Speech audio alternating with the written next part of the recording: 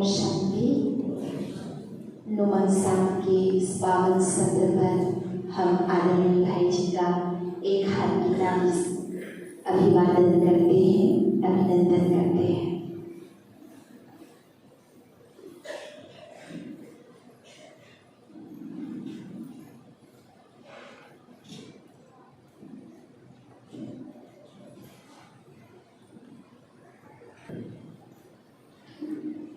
योग का सुंदर गहन एक वातावरण,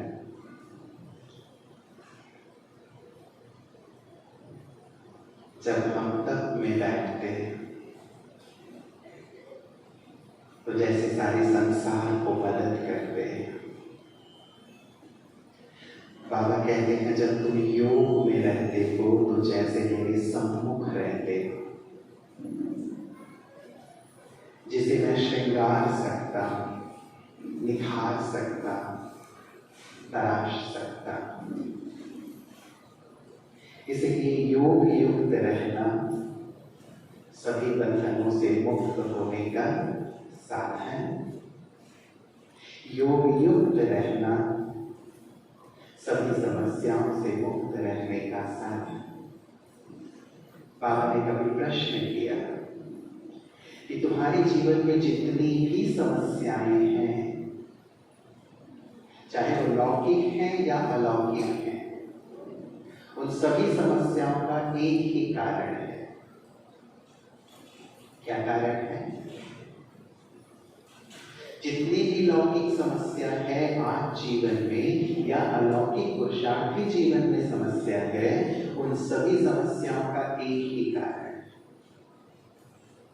क्या कारण है? अच्छा है, हमें पता चल जाए कि वो एक कारण कौन सा है हमारी समस्या का, हम उस कारण का निवारण कर लें और हमारा जीवन निर्विघ्न हो जाए, समस्याओं से मुक्त हो जाए। यही चाहते हैं ना? समस्या तो नहीं चाहते, पहले समस्या आए लेकिन समस्या तूफान न लगे, तूफान तोहफा लगे, हमें भी समस्या समोसा लगे। कैसे? बाबा ने कहा एक ही कारण है तुम्हारी सभी समस्याओं का। बताएं पहले क्या कारण है?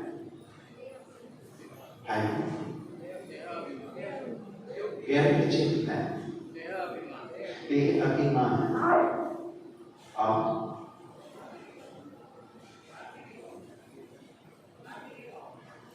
और कार्मिक अकाउंट। और अपने पास सोच के रखो, क्योंकि आपकी आवाज हो सकता है आप दूर दूर बैठे हैं, हमारा हॉल भी तो बेहद है ना, रिटायरमेंट हॉल जैसा इतना बड़ा सा, तो पीछे वालों की तो आवाज आएगी ही नहीं। सुनते हैं, लेकिन अपने मन में आंसर निकाल करके रखो। कोई भी प्रश्न पूछे अपने मन में आंसर निकालो। समस्याओं का कारण, बाबा ने कहा तुम्हारी सभी समस्याओं का एक ही कारण है और वो कारण है loose connection. Loose connection English word है। लूज कनेक्शन अर्थात तार ढीला है। मान लो यहाँ लाइट चल रही है, ये माइक चल रहा है, यदि कहीं पे भी वायर कनेक्शन लूज होगा, ढीला होगा, तो ना तो ये लाइट चलेगी और ना तो ये माइक काम करेगा। तो बाबा ने कहा वैसे यदि तुम्हारे मन बुद्धि का तार ऊपर वाले के साथ लूज है, ढीला है, टूटा हुआ है, तो जीवन में समस्या रहेगी ही रहेगी, चाहे वो लौकिक समस्या हो चाहे अलौकिक समस्या हो। क्योंकि तार कनेक्शन जुड़ा नहीं है तो क्या होगा, यहाँ अंधेरा हो जाएगा। जैसे यहाँ कनेक्शन लूज होगा तो अंधेरा हो जाएगा, अंधेरा होगा तो चीजें हमें दिखेंगी नहीं, हमें टटोलनी पड़ेगी। वैसे ही मन बुद्धि का तार ढीला है, यहाँ अंधेरा हो जाएगा। जिसको आज बाबा मुरली में कह रहे थे कि असत्य को सत्य समझने लगेंगे, रॉन्ग को राइट समझने लगेंगे, निर्णय ठीक नहीं होगा, परखने की शक्ति खत्म हो जाएगी, विवेक शक्ति खत्म हो जाएगी, फलतः गलत डिसीजन लेंगे, गलत काम करेंगे, विकर्म करेंगे, और जब गलत करेंगे तो जीवन तो समस्याओं से घिर ही जाएगा। इसीलिए हमारी सभी समस्याओं का निदान कनेक्शन ठीक, अपनी कनेक्शन को टाइट कर। आप सबका कनेक्शन तो ठीक है ना? किसी का लूज तो नहीं है कनेक्शन? किसी का लूज है? मान लो थोड़ा सा लूज है भी, तो इस गहन योग तपस्या वृद्धि का आयोजन ही इसलिए किया गया है, हम अपनी मन बुद्धि के तार को टाइट करें, परफेक्ट करें, तो जीवन समस्याओं से हो। जब जुड़ा रहता है ना तार ऊपर, तो बाबा की टचिंग को हम कैच कर सकते हैं। See, it's really very beautiful thing, बहुत ही सुंदर सी बात है भगवान की टचिंग को कैच करना। भगवान मुझसे क्या कहना चाहते हैं, क्या कराना चाहते हैं, जो योगी इस चीज को कैच कर लेता है, करता रहता है, उसका जीवन निर्विघ्न रहता है, आनंद से भरा रहता है, अतीन्द्रिय सुख के झूले में वो झूलता रहता है। कनेक्शन ठीक है तो हम मेले में हैं, और कनेक्शन ठीक नहीं है तो झमेले में है। तो मेले में रहना है या झमेले में रहना है? मेले में मिलन मेला चलता रहे। महाभारत का एक प्रसंग बहुत ही खूबसूरत सा है। महाभारत के युद्ध के अंत में भीम और दुर्योधन का गदा युद्ध होने वाला था। सारी लगभग कौरवों की सेना नष्ट हो गई थी, भीम और दुर्योधन का गदा युद्ध होने वाला। अब गंधारी ने दुर्योधन को कहा कि बेटा ऐसा है कि दुर्योधन, देख भीम जो है वो बहुत शक्तिशाली है, हो सकता है कि इस युद्ध में परास्त कर दे, लेकिन एक ऐसी युक्ति मैं करूंगी जिससे कि तुझे भीम ना मार पाए। और वो युक्ति ये है कि मैंने अपनी आंखों में पट्टी बांधी हुई है लंबे समय से, तो मेरी आंखों में वो शक्ति आ गई है कि मैं ये पट्टी हटा करके जिसे भी पहली बार देखूंगी उसका पूरा शरीर वज्र का हो जाएगा। इसे तो ऐसा करना कि कल युद्ध है, तो शाम को बिना वस्त्र के मेरे सामने आना, मैं अपनी पट्टी हटाऊंगी, तुम्हें देखूंगी, तुम्हारा पूरा शरीर वज्र का हो जाएगा, फिर तुम्हें कोई नहीं मार सकेगा, तुम बाहर हो जाओ। अब मां के कहने अनुसार दुर्योधन जा रहे थे बिना वस्त्र के मां के कक्ष की ओर, उनके महल की ओर। अब बीच में श्री कृष्ण जी मिल गए। उन्होंने कहा ऐसी हालत में कहां जा रहे हो? अब श्री कृष्ण जी को तो युद्ध जिताना था ना, धर्म की विजय करानी थी। भगवान के रूप में लोग मानते हैं। बोले इस हालत में कहां जा रहे हो? बताया कि मां ने ऐसे ऐसे बुलाया है मुझे। तो उन्होंने कहा अरे जब तुम छोटे बच्चे थे तब तो ठीक, मां तुम्हें गोद में खिलाती थी, पहले तुम उस समय जैसे भी इतना लेकिन अभी तो ऐसी हालत में मम्मी के सामने जाओगे, अच्छा थोड़ी लगता है, ये मैदानी थोड़ी है। कम से कम अपनी कमर में तो छोटा सा कपड़ा बांध लो। दुर्योधन को लगा हाँ ये बात तो बिल्कुल ठीक है, माँ के सामने मैं ऐसे कैसे जा सकता हूँ। अपनी कमर में छोटा कपड़ा बांध लिया, माँ के सामने गया। गंधारी ने अपनी आंखों से पट्टी हटाई, दुर्योधन को पूरा ऊपर से नीचे तक देखा, वज्र के हो गए, केवल कमर का भाग कच्चा रह गया क्योंकि वहां कपड़ा लटका हुआ था, बांधा हुआ था। अब दूसरे दिन गदा युद्ध शुरू हुआ। अब भीम और दुर्योधन के बीच भयंकर गदा युद्ध, भयंकर गदा युद्ध। अब भीम प्रहार पे प्रहार किए जा रहे हैं, लेकिन वो तो वज्र का हो गया है, दुर्योधन कोई असर ही नहीं हो रहा है। और भीम को ये नशा कि मैं सर्वश्रेष्ठ गदाधर हूँ, मेरे से बड़ा गदाधर कोई है ही नहीं, मैं इसे परास्त करके दूंगा। और लगे हुए हैं, बार पे बार कर रहे, बार पे बार कर रहे, लेकिन दुर्योधन में कोई असर नहीं क्योंकि वज्र का हो गया। अब श्री कृष्ण जी बार बार ये कोशिश कर रहे हैं कि ये मेरी तरफ देखे, मेरी तरफ देखे, मेरी तरफ देखे, ताकि मैं इशारा करूं कि कहां प्रहार करना है, कहां वार करना है।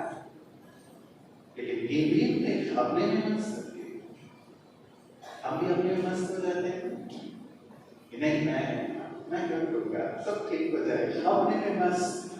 और भगवान सोच रहे होते मेरी तरफ देखे, मेरी तरफ देखे, ताकि अभी जो सिचुएशन इसके सामने आने वाली है, जो भी आने वाला है, जो परिस्थिति आने वाली है, उससे कैसे निपटना है, कैसे विजय पाना है, मैं इशारा दे दूं ताकि ये उस मित्र को पार कर दे। और हम अपने में मगन, तो भी मगन। अब लथपथ हो गए पसीने से, दोपहर का समय हो गया, खूब चोटें उन्हें भी लग रही थी, लेकिन भीम को कोई, दुर्योधन को कोई असर नहीं। अब जब बिल्कुल थक गए, हार गए, चूर हो गए, तब उन्हें लगा कि अरे क्या है, दाल में कुछ काला लग रहा है, मैं देखूं तो सही प्रभु की ओर।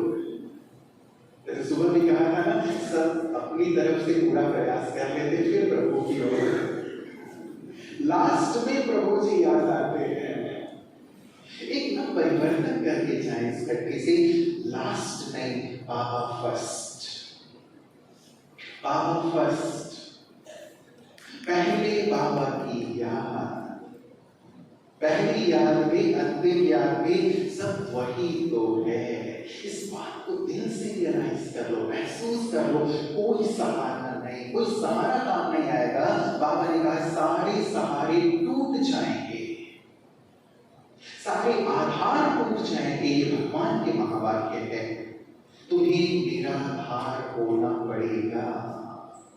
यदि कुछ आधार बनाया होगा तो वो आधार तकलीफ देगी, वो आधार बुद्धि को उलझाएगी, वो आधार फंसा देगी और पास में ऑनर नहीं होने देगी। तो जब पता है कि सारे आधार टूटने हैं, मैं मेरा आधार हो जाऊं। भीम ने भी प्रभु की ओर देखा, थक हार गए, तो उन्होंने इशारा किया, यहाँ जंघा पे मार कर, जंघा पे मार कर इशारा किया, बोला नहीं। और जैसे ही इशारा किया, भीम की समझ में आया, उन्होंने कहा दुर्योधन की जंघा पे मारा और दुर्योधन को नष्ट कर दिया, मार दिया। तो जीत किसके कारण हुई? जीत किसके कारण हुई? विघ्न कैसे नष्ट हुआ? भगवान के कारण। शास्त्रों की जो कथाएं हैं बहुत प्रेरक हैं, हमारे जीवन में काम आने वाली है। इसलिए कहा कलेक्शन ऊपर से जो के रखो। बाबा ने अपने एक संदेश में कहा था कि बच्चे बीच बीच में बाबा की तरफ देखो,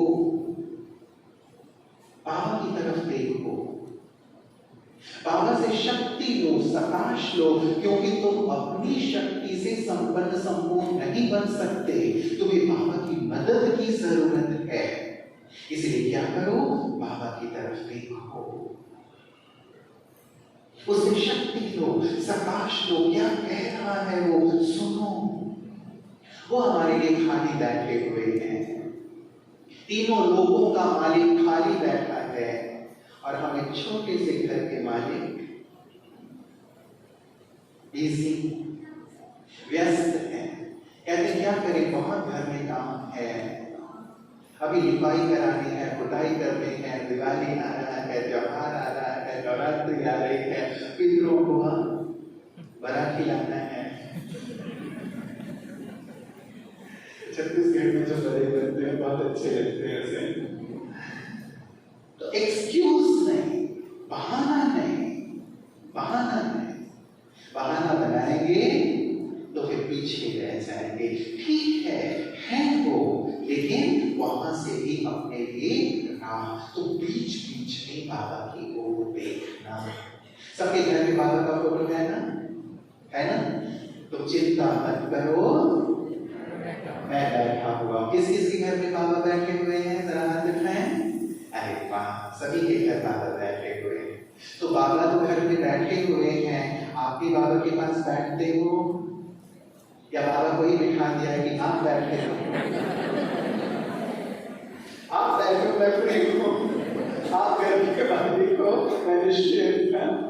तो बाबा को तो बिठाया है, लेकिन बाबा के सामने भी हम बैठे।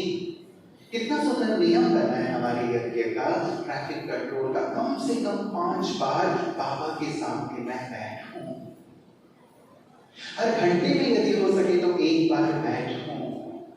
घर से कहीं निकल रहे हैं, बाबा के सामने बैठो, बाबा से छुट्टी लेके निकलो। कहीं घर से बाहर से आए, बाबा के सामने बैठो कि बाबा मैं आ गया। बीच बीच में बैठे, चेक करें कि मेरा कनेक्शन बाबा के साथ जुड़ा हुआ है।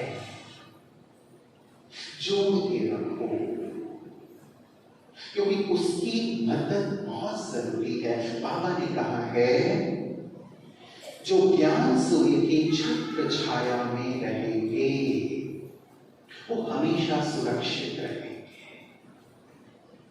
जो बाबा के साथ कनेक्टेड रहेंगे, जुड़े रहेंगे, हमेशा सुरक्षित रहेंगे। वो भी सुरक्षित रहेंगे, उनका पूरा परिवार भी सुरक्षित रहेगा, उनके आसपास का पूरा माहौल सुरक्षित रहेगा विनाश काल में। जो गायन है,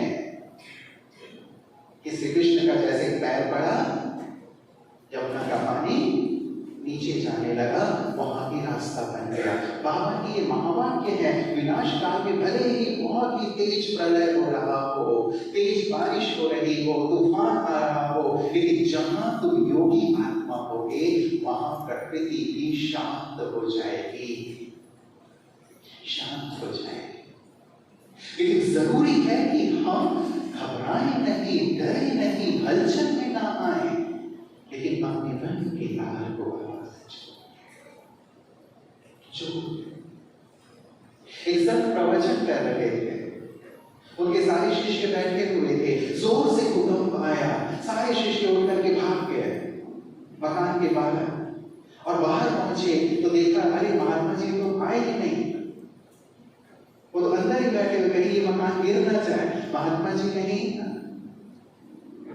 उनका राम नाम सत्य हम तो भाग के बाहर आ गए, जिनको हमने बुलाया था वो अंदर ही रह गए हैं। जब भूकंप ठहरा उसके बाद सब भागे भागे अंदर आए, बोले महाराज इतना जोर का भूकंप आया था, हम सब तो भाग गए, आप क्यों नहीं भागे? तो महाराज ने कहा भागा मैं भी, तुम भी भागे थे, मैं भी भागा था, अंतर इतना था तुम बाहर भागे थे, मैं भीतर भागा था, मैं भीतर भागा था। भीतर भीतर बहुत अच्छा शब्द किसी ने कहा, मैं भीतर गया और मैं भी तर गया, मैं भीतर गया और मैं भी तर गया।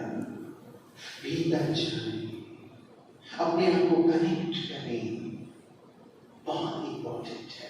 बाबा का एक और महावाक्य, अंत काल में, विनाश काल में जो योग युक्त होंगे उनके पैर उधर ही जाएंगे जिधर सेफ्टी होगी, जिधर सुरक्षा होगी, और जो योग युक्त नहीं होंगे उनके पैर कहीं भी जा सकते हैं।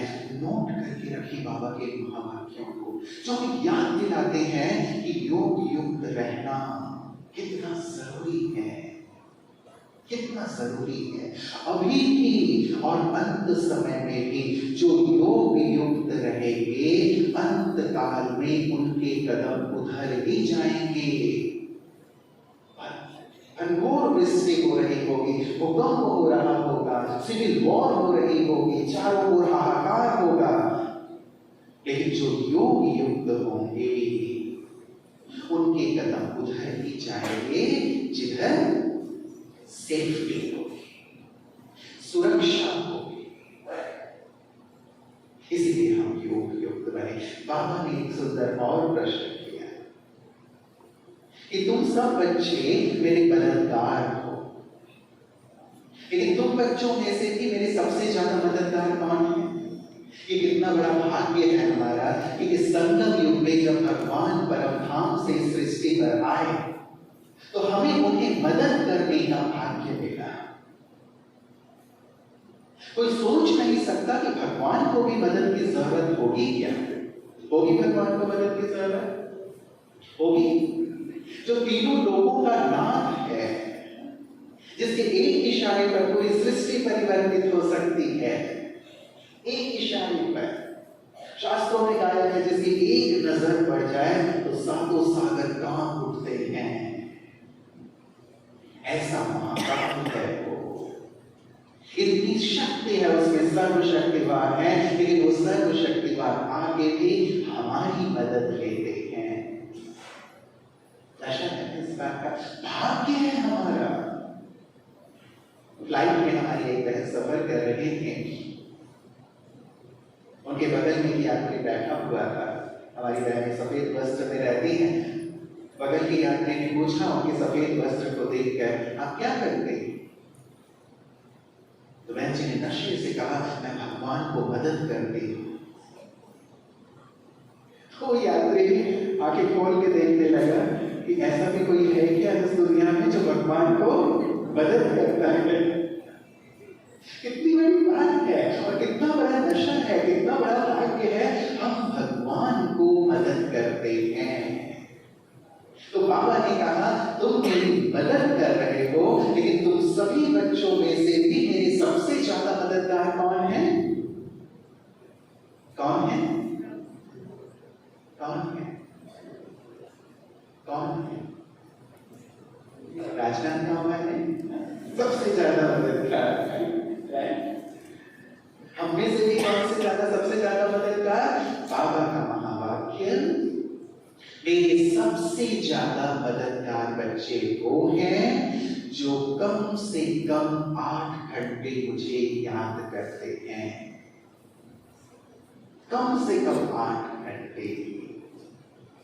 अब विचार करें, सारे दिन में मैं कितना याद में रहता हूं, और याद की मदद ही भगवान को हमसे चाहिए। चलो तन की मदद हम करते हैं, अपना भाग्य बनाते हैं, धन की मदद हम करते हैं, अपना भाग्य बनाते हैं, लेकिन भगवान की सबसे ज्यादा मदद वो करते हैं जो याद में रहते हैं। कम से कम, बाबा ने कहा ज्यादा से ज्यादा नहीं, 24 घंटे में कम से कम 8 घंटे याद। अब देखिए, मैं हाथ नहीं उठवाऊंगा, अपनी आंख को देखो। आज बाबा ने चेक करने का काम हमें दिया है और हम भट्टी पे बैठे हैं। कितना मेरी याद की अवस्था रहती है? 1 घंटे, 2 घंटे, 3 घंटे, 4 घंटे। प्रेरणा और संकल्प लेकर जाइए यहां से, योग का चार्ट मेरा ज्यादा से ज्यादा हो। अनुभव कहता है, जब तक याद का चार्ट 8 घंटे नहीं होता, तब तक हमारी वास्तविक पुरुषार्थ की शुरुआत नहीं हो पाती। हलचल में रहते हैं, कभी ये संस्कार परेशान कर रहा है, कभी वो संस्कार परेशान कर रहा है, कभी दुनिया खींच रही है, कभी दृष्टि धोखा दे रही है। हलचल में रहते हैं, अचल नहीं रह पाते हैं, अतीन्द्रिय आनंद में नहीं रह पाते हैं। इसलिए एक बार अच्छी तरह मेहनत करके अपने योग के चार्ट को हम 8 घंटे तक ले चलें। वैसे तो बाबा कहते हैं तुम्हें निरंतर योगी बनना है। तुम 2 घंटे के, 4 घंटे के योगी मत बनो, लेकिन योगी जीवन वाले बनो। योगी जीवन ही योग। कर्म और योग को अलग मत करो कि मैं जा रहा हूं योग करने, जा रहा हूं योग करने, मतलब अभी योग में नहीं, तभी तो योग करने जा रहे हैं। योग में बैठने जा रहा हूं, तो अभी योग में क्यों नहीं है? योगी जीवन योगी। सुबह से लेकर रात तक हम जो भी करें योग युक्त होकर करें। बाबा कहते हैं, जब तुम योग युक्त होकर कर्म करेंगे, तुम्हारे हर कर्म यादगार बन जाएंगे। देखो, हमारे जो यादगार प्रतिमाएं हैं, उनकी हर कर्म की पूजा होगी, होती है नहीं होती?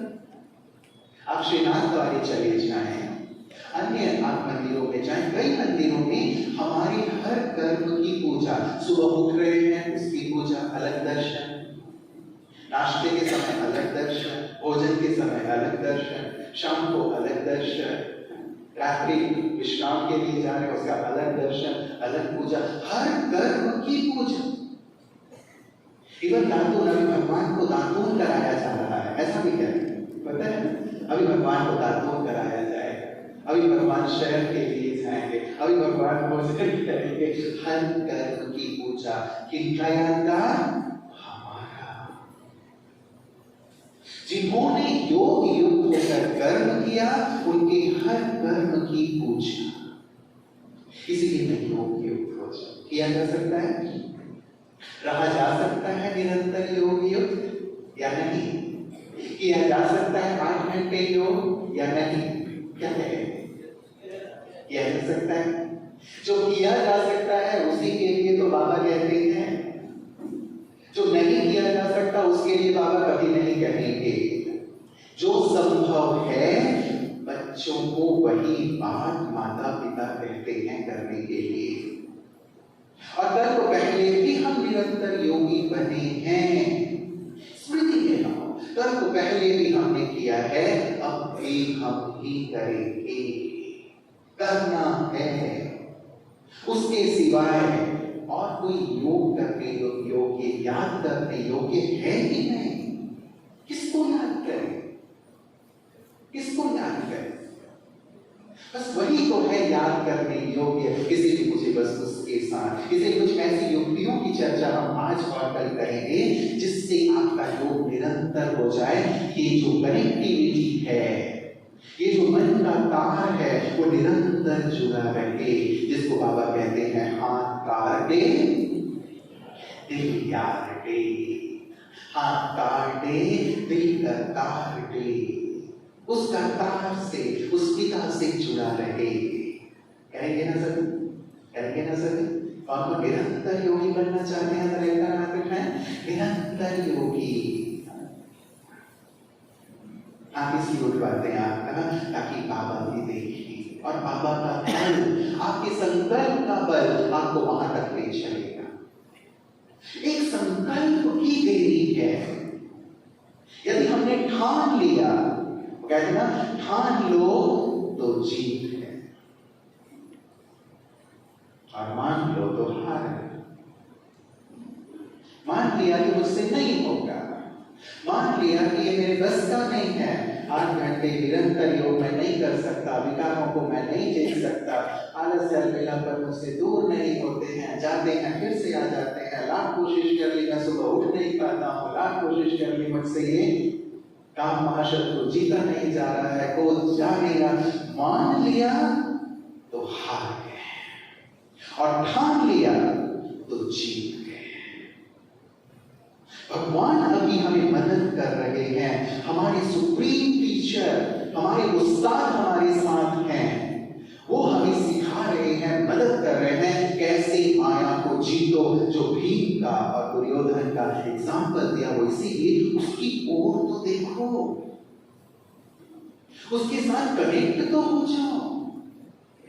यदि पावर हाउस से कनेक्ट हो गए, एनर्जी मिलनी शुरू हो जाएगी, उत्साह बढ़ना शुरू हो जाएगा और आप इस निश्चय के साथ अपने पुरुषार्थ में आगे बढ़ो, मैं कल्प कल्प का विजयी हूं।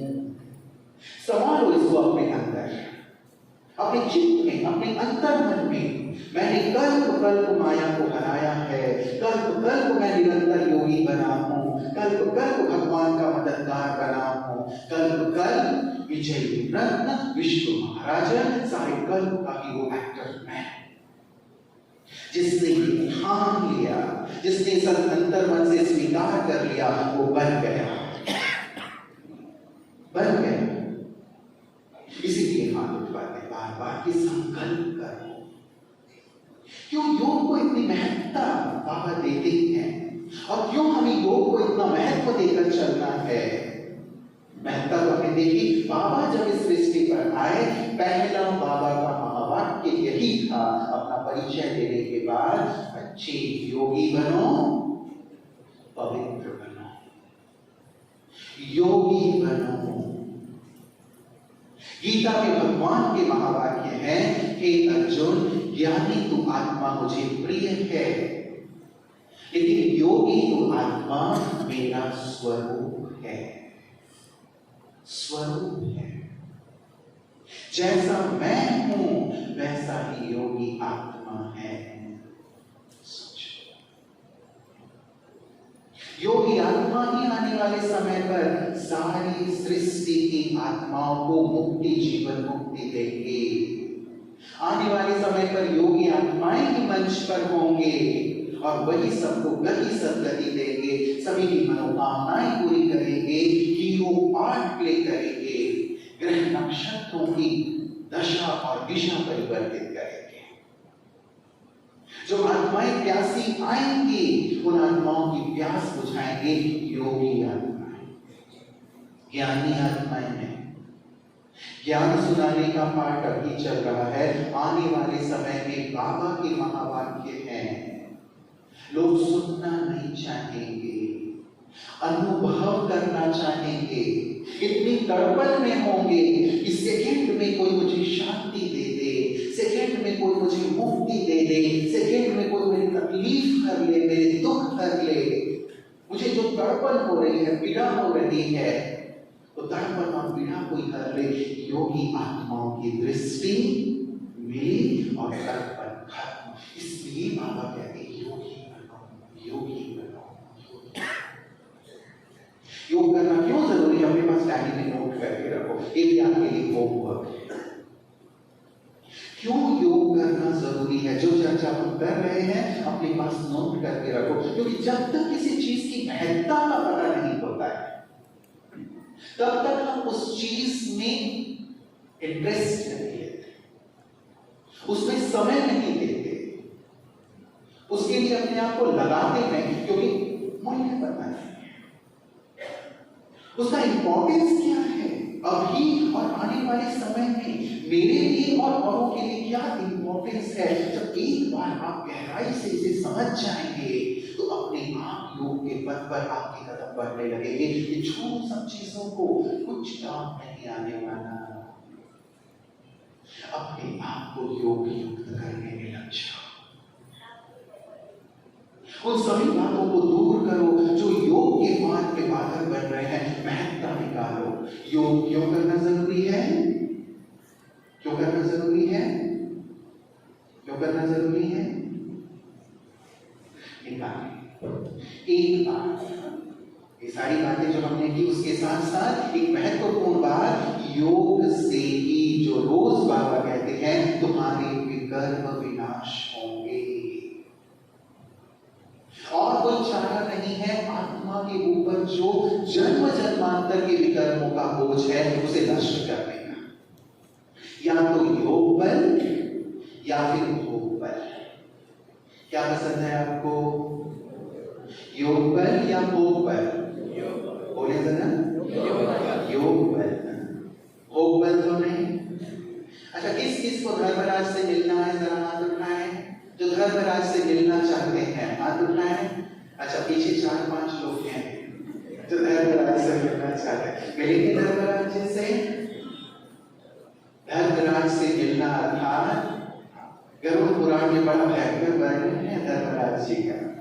धर्मराज जी गरम गरम तेल में डालकर पकौड़ा बना देते हैं,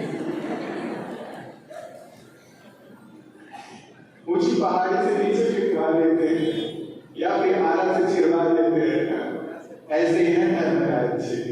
मिलना है ना ऐसे धर्मराज जी से? बाबा कहते हैं धर्मराज को तुम टाटा करके जाओ। टाटा तब कर पाएंगे जब यहां अपने विकर्मों को नष्ट करेंगे। यदि विकर्मों का अंश रह गया तो धर्मराज को लेने जाना पड़ेगा। सीधी सी, या तो योग बल से नष्ट कर लो अपने विकर्मों को, या भोग बल के लिए सजाओं के लिए तैयार रहो। मोचा मानी जिसको बाबा कहते हैं, 10 जूते मारे और 1 रोटी खाने को दे दी, क्या फायदा? भगवान का बनने के बाद भी, संपूर्ण सत्य ज्ञान होने के बाद भी, भगवान के इतना समझाने के बाद भी यदि हम सजाओं के पात्र बनते हैं, यदि धर्मराज को ही जाना पड़ता है तो फिर लाभ क्या? इसलिए योग ताकि विकर्मों के बोझ को हम समाप्त कर सकें। और गहरी बात बाबा ने कहा, अभी तो नोट करके रखें इन बातों को अपनी बुद्धि में भी और अपनी डायरी में भी।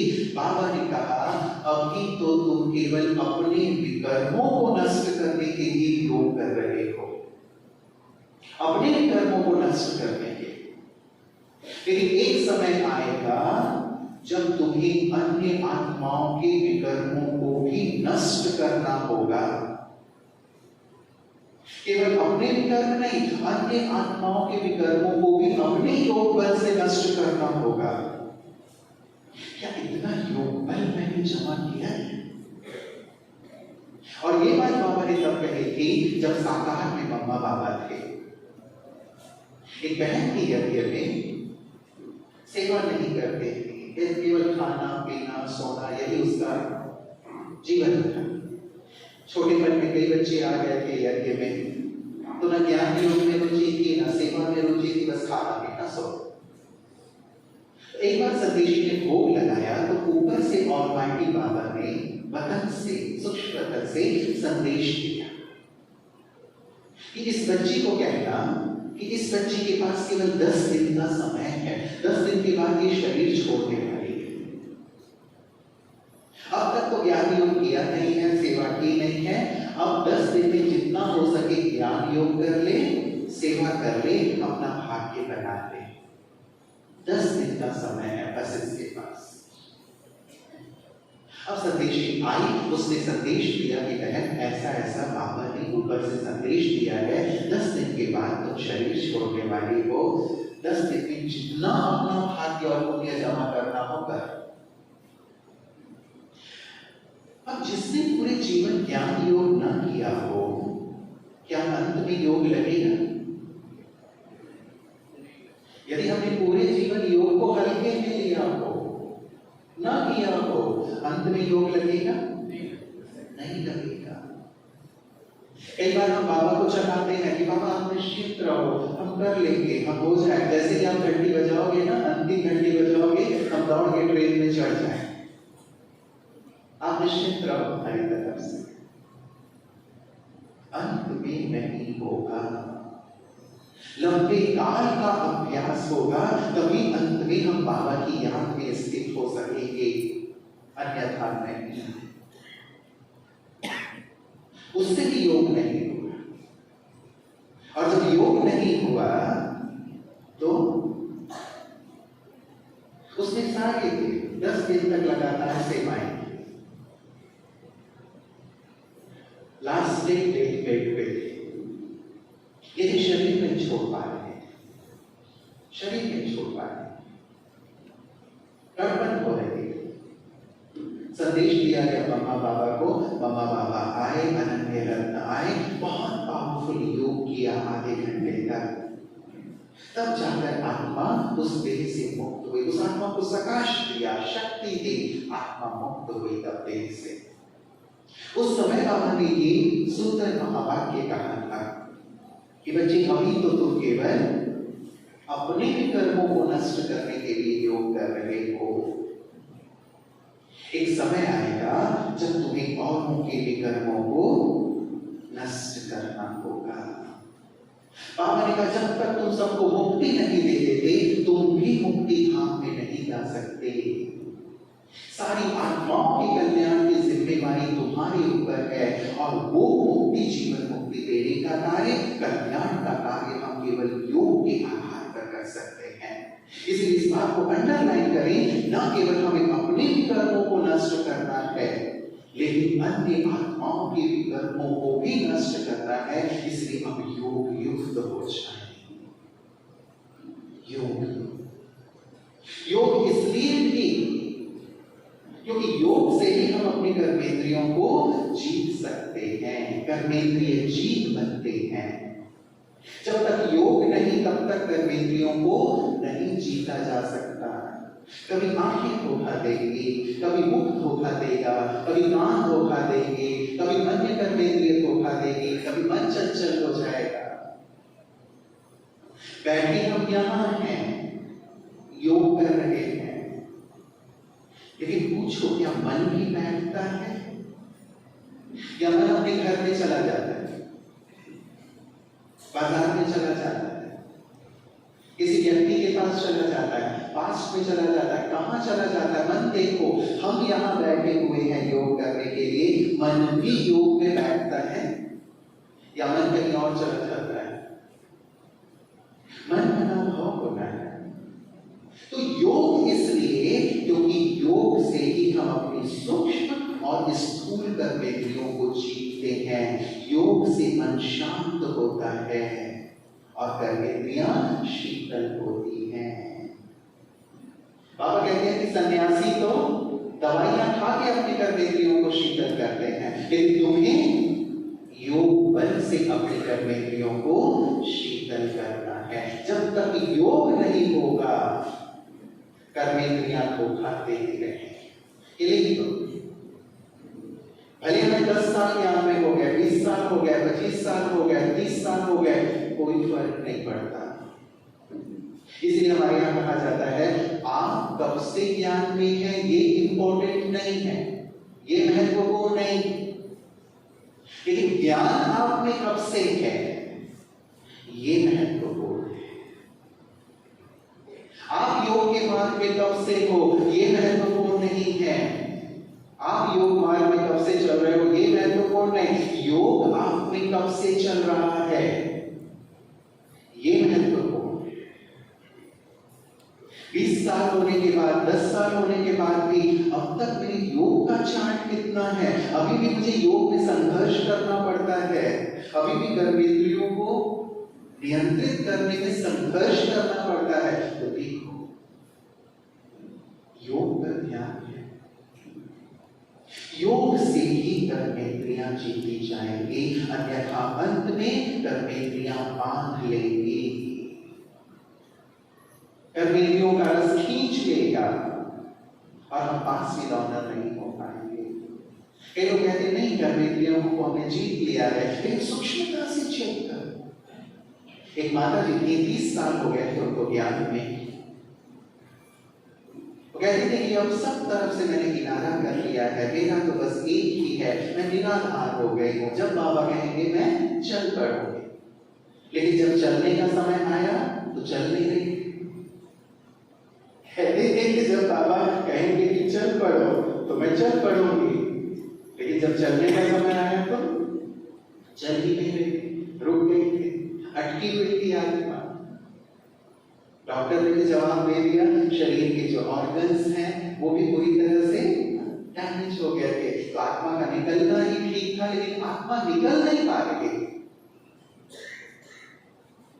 हर प्रकार से युक्ति करके देख लिया, 30 साल से ज्ञान में ये कहते हुए कि मैं निराधार हूं, हर प्रकार से मैं मुक्त हो गई हूं, लेकिन मुक्त नहीं हो रही। उनका छोटा बेटा था, उसने कहा कि हो सकता है मम्मी को कुछ खाने की इच्छा, मम्मी को ना पानी पूरी बहुत पसंद था, गुपचुप बहुत पसंद था, हो सकता है मम्मी की इच्छा हो कि मैं पानी पूरी खाऊं। तो सबने सोचा कि चलो मैं ये भी करके देख लो, मम्मी के लिए पानी पूरी बनाया गया, गुपचुप बनाया गया। अब पानी पूरी जैसे ही मम्मी को खिलाया गया, पानी पूरी अंदर और मम्मी बाहर। तो मम्मी कहाँ अटकी हुई थी? पानी पूरी में अटकी हुई थी, छोटा सा गुपचुप, वहां आत्मा अटकी हुई है। देखिए जिह्वा को नहीं जीत पाया, इसलिए कहा इतनी कर्मेंद्रिय जीत बनो कि इन कर्मेंद्रियों के आकर्षण से मुक्त, और ये योग से ही होगा। इसीलिए लिस्ट बनाओ क्या महत्ता है योग की। योग से ही हमारी आयु बढ़ती है, योग से ही हम निरोगी काया वाले बनने वाले हैं, योग से ही हमारे संकल्प बोल कर्म श्रेष्ठ होने वाले हैं, योग से ही हमें सर्व सिद्धियां प्राप्त होने वाली हैं। संकल्प की सिद्धि, बोल की सिद्धि, आने वाले समय में हम जो संकल्प करेंगे वही होगा, और ये सिद्धि उन्हें मिलेगी जो योगी होंगे। संकल्प की सिद्धि, कहते हैं इसे संकल्प सिद्धि का वरदान है। जो संकल्प कर देता है हो जाता है। इसे बोल की सिद्धि का वरदान है। जो बोल देता है वो हो जाता है। तो ये संकल्प सिद्धि, बोल की सिद्धि उन्हें प्राप्त होगी जो योग युक्त होंगे। इसलिए अपने योग को हम बढ़ाते चले, बढ़ाते चले। कैसे योग करेंगे? जब भी हम योग करते हैं, मन और बुद्धि दोनों को अच्छे से यूज करें। मन मनन करता है और बुद्धि दृश्य देखती है। मन से मनन, बुद्धि से विजन। जितना अच्छा मनन करेंगे मन से, जितना अच्छा बुद्धि से दृश्य देखेंगे, उतना ही आत्मा को अनुभूति होगी, उतनी ही अच्छी एकाग्रता होगी। इसलिए मन से मनन, बुद्धि से विजन। एक सुंदर सी प्रैक्टिस से आप इसका अनुभव कर सकते हैं, कैसे मन और बुद्धि साथ साथ होते हैं तो अनुभूति होती है। अगर अपनी आंखें बंद करें थोड़ी देर के लिए, चलिए अपनी आंखें बंद कर लें थोड़ी देर के लिए, और अपनी आंखें बंद करके चले आप सभी अपने अपने घर की ओर, जहां से आए हैं उस लौकिक घर की ओर चलो।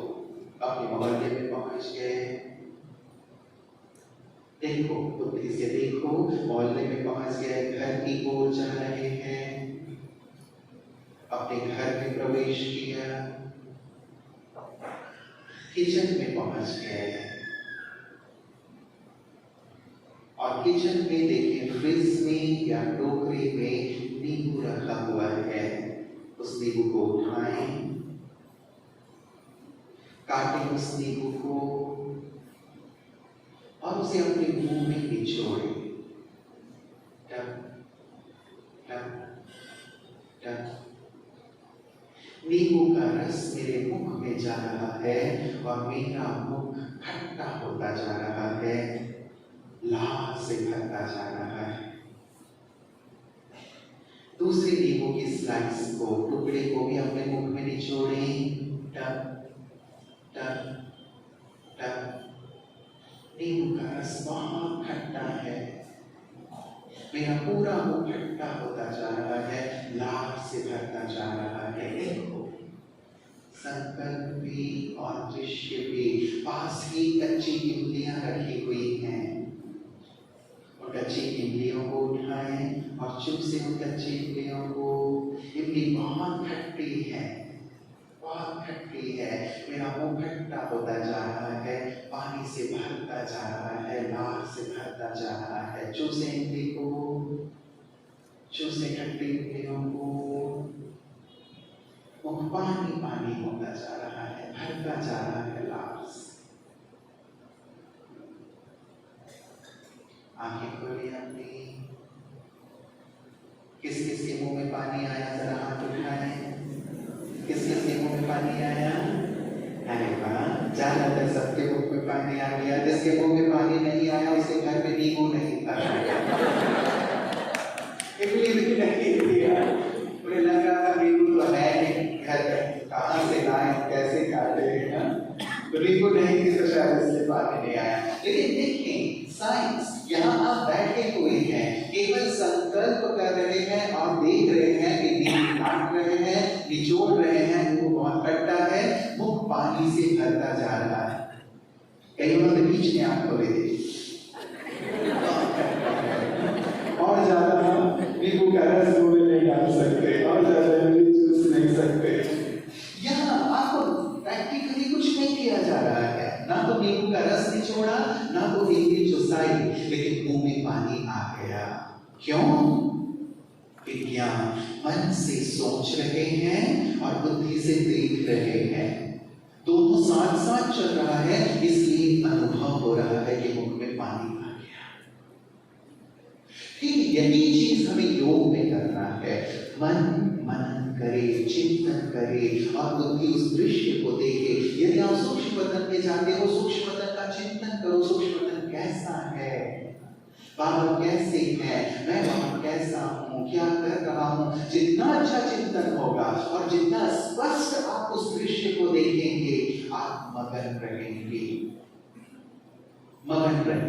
अनुभव करेंगे। परम धाम में भी जितना अच्छा चिंतन की परम धाम कैसा है, मैं कैसा हूँ, बाबा कैसे हैं, मैं वहां बाबा से क्या ले रहा हूँ, जब तक सुंदर चिंतन है और उस दृश्य को स्पष्ट रूप से देख रहे हैं, मन एकाग्र होता है, अनुभूति होती है। हमारे योग का लक्ष्य भी है एकाग्र हो जाना, मनन करते करते मगन हो जाना, मनन करते करते मगन, अलग अलग स्वरूपों को देखते देखते उस पर स्थिर हो जाना, स्थिर हो जाना। ये योग है जिसको बाबा कहते हैं, जिसको अभी हम योग में भी करेंगे। तुम जब चाहो, जहां चाहो, जितनी देर चाहो, स्थित हो जाओ। ये है स्वराज्य अधिकारी स्थिति। जब चाहो, जहां चाहो, जितनी देर चाहो, स्थित हो जाओ। इसे कहते हैं स्वराज्य अधिकारी स्थिति। और योगी की स्थिति ऐसी होनी चाहिए। मैं जहां चाहूं अपने मन को टिका सकूं, सूक्ष्मतन में चाहूं सूक्ष्मतन में स्थित हो जाऊं, परम धाम में चाहूं परम धाम में स्थित हो जाऊं, अपने अलग अलग स्वमानों में चाहूं अलग अलग स्वमानों में स्थित हो जाऊं। बाबा को देखना चाहूं, बस बाबा ही दिखे। बाबा को सुनना चाहूं तो बस बाबा की आवाज ही सुनाई दे। बाबा से बोलना चाहूं तो बस बाबा से ही बोलूं, और किसी से बोलने का भाव नहीं। देखना भी योग है, सुनना भी योग है, अलग अलग स्वरूपों को अपने अभ्यास में लाना ये योग है। पहुंचना तो हमें ज्वालामुखी योग तक है, लेकिन इन सभी को भी अपने योग में शामिल करें। रूह रिहान करना, अलग अलग संबंधों से बाबा के साथ का अनुभव करो। तू ही मेरा सखा है, स्वामी है, साजन है, पिता है, माँ है, शिक्षक है, सद्गुरु है, तू ही मेरा सब कुछ है। उसके साथ रहना, देखना, बातें करना योग है। चाहे ऊपर करो, चाहे उन्हें नीचे बुला लो। कभी हम ऊपर चले गए बाबा के पास, कभी नीचे आ गए, लेकिन शर्त ये, मैं जब चाहूं, जहां चाहूं, जितनी देर चाहूं, मालिक, मन का मालिक। मन दौड़े भागे में, मन इधर उधर ना जाए, कामों में ना चला जाए। ये काम छोड़ के आया हूं, ये काम अटका हुआ है, ये बात उसको कहनी थी, घर का ये काम, बिजनेस का ये काम, दुकान का ये काम अटका हुआ है, रुका हुआ है, हुआ या नहीं हुआ। बैठा योग में हूं, मन वहां चला गया, ये कैसा योग है? इससे क्या शक्ति मिलेगी? फिर आप बैठे रहो पहले 1 घंटे के लिए, लेकिन वो टाइम पास करने वाली बात, टाइम पास। घड़ी की तरफ नजर जाती रहती है। कई लोग योग में बैठते हैं, सुबह अमृत वेले योग में बैठते हैं, उसके बाद घड़ी की तरफ, अरे 4 बजे से बैठा हूं, अभी तक बस 4:15 बजे। घड़ी में धीरे धीरे क्यों चल रही है? 4:45 कब बजेगा कि मैं उठ करके जाके थोड़ा लेट जाऊं, सो जाऊं।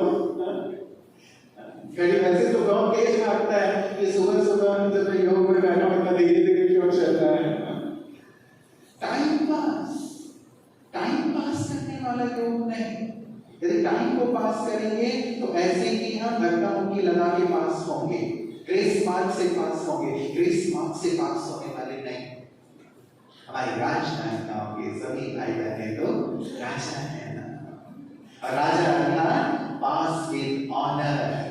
पहली तारीख तो बजाओ, पास विद ऑनर होके दिखाई देगा।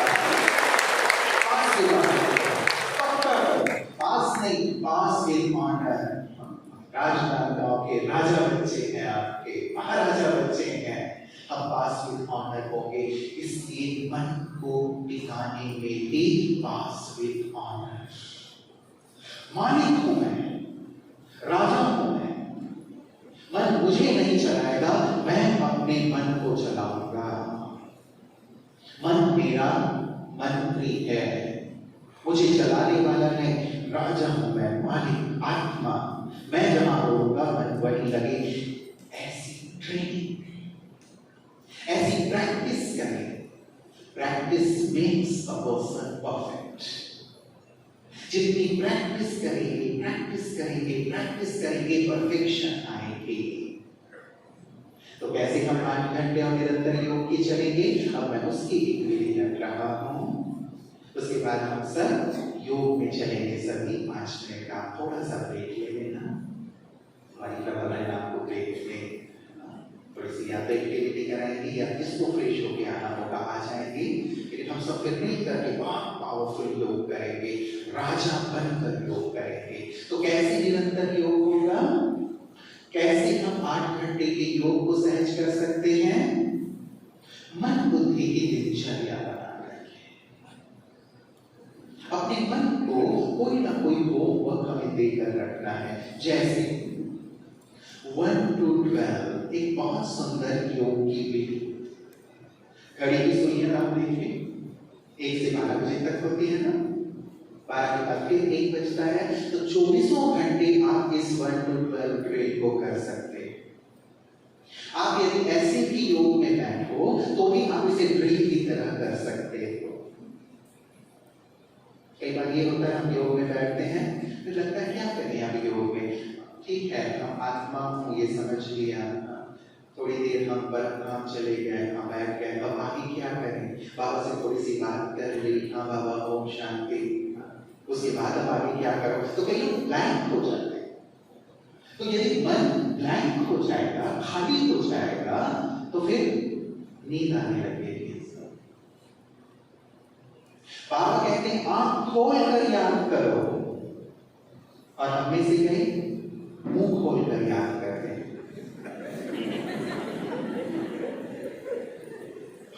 बाबा ने कहा आंख खोल कर याद करो, और हम एकदम मुंह खोल के याद करते हैं। तो ऐसे मुंह फाड़ के याद नहीं करते हैं, ये तो मुंह फाड़ दे, तो मुंह मत खोलिए, कीड़े चले जाएंगे। आंख खोल कर याद करना है। और कब मुंह खुल जाता है, नींद आ जाती है? जब मन में कोई संकल्प नहीं है। लक्ष्य लेकर बैठे, जब भी योग में बैठते हैं तो अभी मुझे ये करना है, ये अभ्यास करना है, विश्व को प्रकाश देनी है, बाबा से ये शक्ति लेनी है, ये वरदान लेना है, इस गुण का अनुभव करना, इतना कुछ करना है। और हम खाली होकर बैठ जाते हैं, इसलिए नींद आ जाती है, और इसीलिए फिर उठ के चले नहीं जाते। क्या करें, नींद आ रही है, इसलिए अच्छा है कि सेवा कर लेते हैं। अच्छा है, कुछ ठीक है, सेवा कर ली, अच्छी बात है, लेकिन जब योग में बैठो तो योग में बैठो। बाबा कहते हैं जब योग में बैठो तो सेवा का भी संकल्प नहीं आना चाहिए। इतना बाबा कहते हैं। सेवा तो अच्छी चीज, सेवा का विचार तो अच्छा विचार है। स्टिल बाबा कहते हैं योग मतलब योग, योग में सेवा का भी संकल्प नहीं आना चाहिए। व्यर्थ संकल्प, दुनिया का, परिवार का संकल्प तो छोड़ो, सेवा का भी संकल्प है। तो क्या करेंगे? 1 to 12 आप इसे नोट करके भी रख सकते हैं, कईयों को पता भी होगा, but still it's really really beautiful practices जो आपको निरंतर योग की ओर ले चलेंगे। देखो, एक क्या है? एक बाबा, गिनती के साथ चल योग करेंगे। एक बाबा है, तो जब एक कहा बाबा, एक बाबा के स्वरूप पर एकाग्र हो गए। बाबा के